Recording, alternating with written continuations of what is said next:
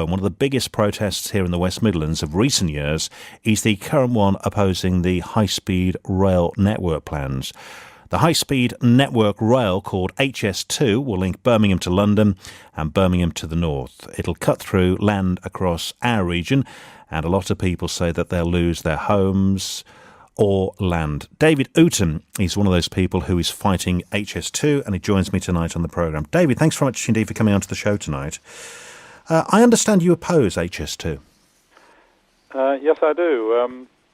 Obviously, when we first heard about the government's proposals to build HS2, which was some 3 years ago now, it came as quite a shock, and it led us to look into the case for HS2, and we found that, well, in our view, that it's very flawed.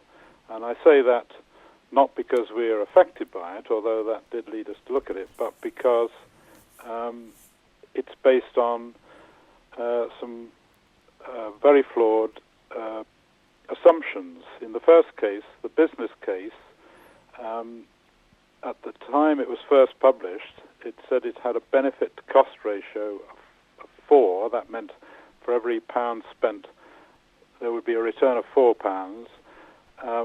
Since that time, it's dropped now down to 1.9.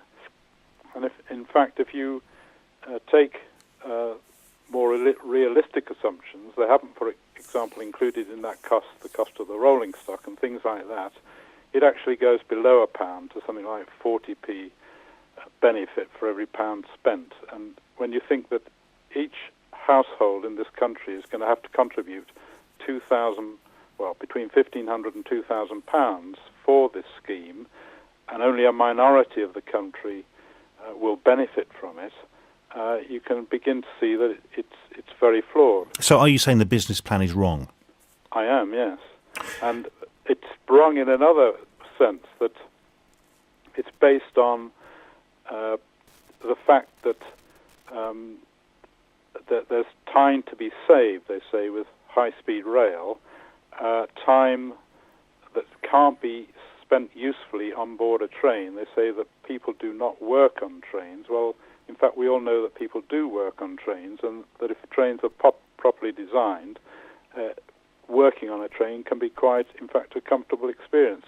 Many coaches now are equipped with onboard Wi-Fi.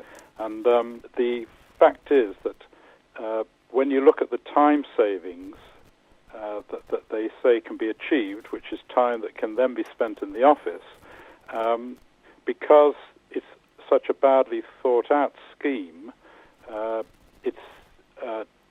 are only 2 of the 6 stations in the 2 phases that are actually integrated into the classic system, i.e. that's Manchester and London.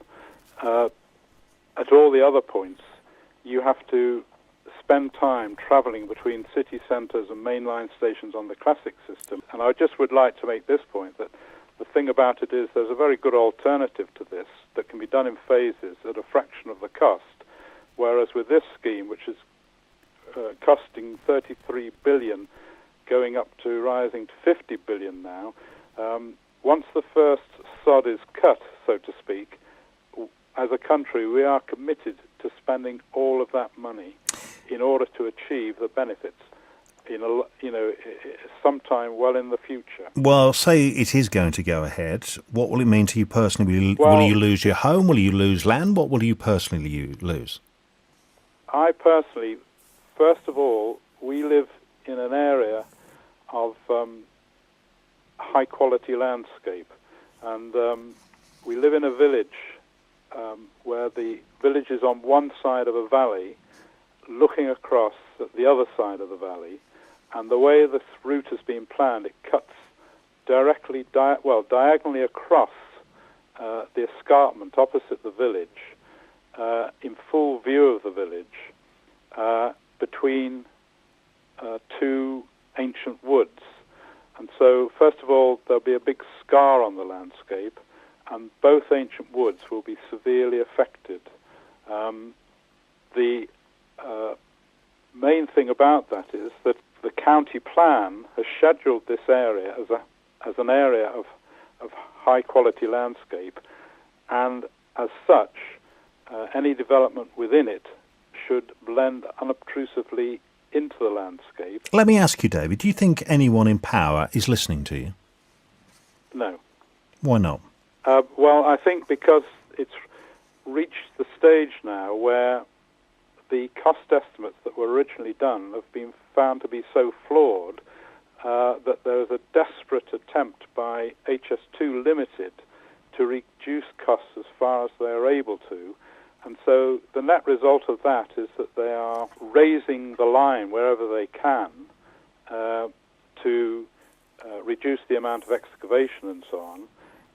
And any mitigation proposals that local communities are putting forward are just being rejected out of hand because basically they haven't got the money to spend on mitigation, even though the government have stated that communities' proposals will be looked at and where appropriate they will be incorporated. And finally, David, we all know that the voice of the little person can work if they shout loudly enough. Do you think that is a situation with the HS2 campaign? Will it succeed?